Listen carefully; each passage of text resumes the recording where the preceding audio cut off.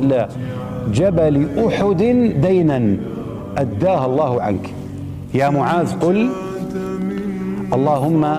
اللهم مالك الملك تؤتي الملك من تشاء وتنزع الملك ممن تشاء وتعز من تشاء وتذل من تشاء بيدك الخير إنك على كل شيء قدير رحمن الدنيا والآخرة ورحيمهما تعطيهما من تشاء وتمنع منهما من تشاء ارحمني رحمة تغنني بها عن رحمة من سواك.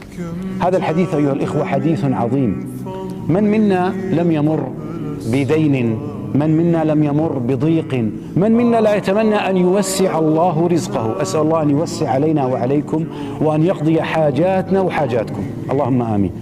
فعليكم بهذه السنة أيها الإخوة من سنن الحبيب صلى الله عليه وسلم.